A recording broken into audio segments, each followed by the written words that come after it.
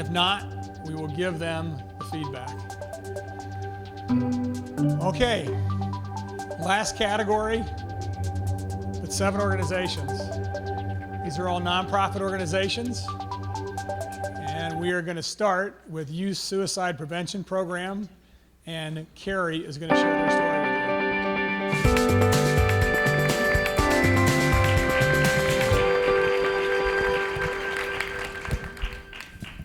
Well, I'm not Carrie, but I am here to talk to you about a topic that's really difficult to discuss, and that's suicide.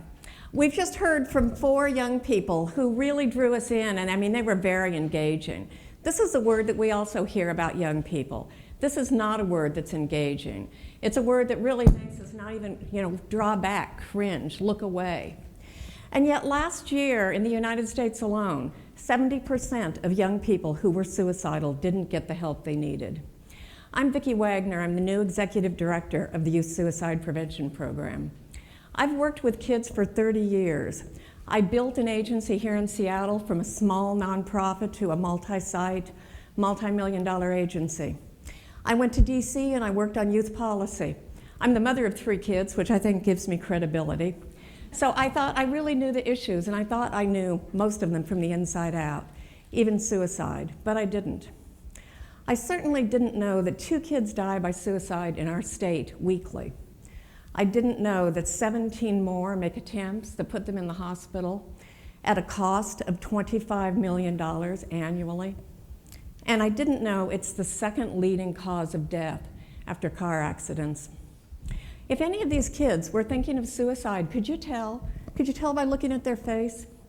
I remember being a young caseworker and having a client, Chris, that I had worked with for over a year, and then getting a call. He was in intensive care and had tried to take his life.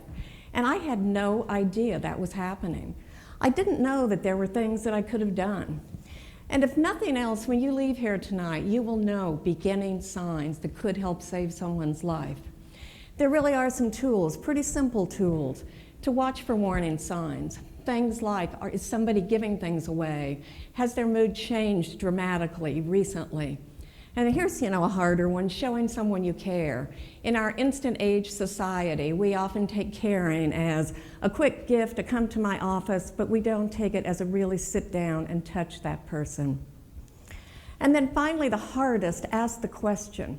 When I was in graduate school, I was actually taught you don't use the word suicide. I was taught you say, are you thinking of harming yourself? It's like we shy away from that word. And yet research has really shown that if you ask, and you ask directly, people are apt to really be honest about it. And then finally, connect that person with help. Don't walk away. Do something. Call the crisis line, call the 1-800 number, get a counselor. If you're a young person, get a teacher, but make sure that person gets connected. We hear too many stories where people hear, oh yes, I'm thinking of suicide, and they just walk away and do nothing. So now you know, and what we're asking for here is getting that word out to more of our kids. They really need to know. Even tonight, I talked to somebody who said, well, I've never heard of your program. And I had never actually heard of this program before I came here either. It has been too much of a secret. We are really good at what we do. We have spent 15 years developing tools. We reach out, we work with parents, we work with kids. We have a great team. Myself, I'm the new executive. I've been here 4 months. We have our deputy director, who's a master trainer, who's very, very skilled. We have our curriculum writer with a background in public health, a PhD who does pre and post testing on all of our work, and then our creative communication designer. The first 10 years after YSPP started, there were 160 less suicides, a 16% reduction in this state. We know our curricula works. We have given it to 9,000 kids. We've gotten national best practice status.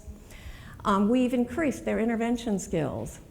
But we need to get it out of the box. There's 2,400 Washington schools with over 1 million kids, and we need to get it online where it's available and accessible.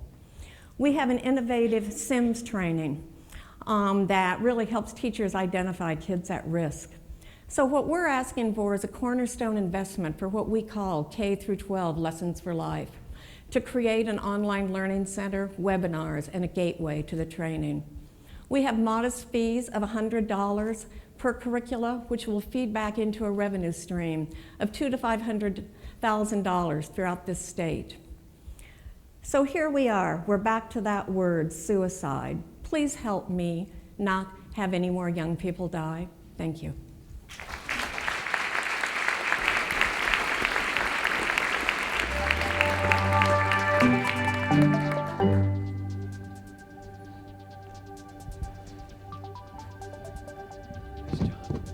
He said we'll try it again, Yeah. just to make me stand up here.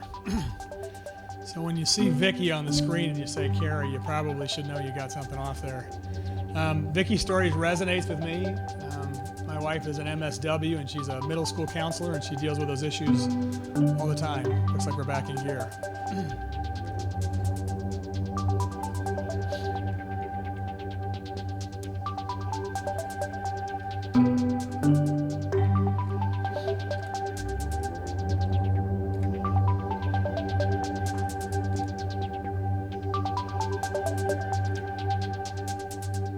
It's like Final Jeopardy waiting for the last ka-ching.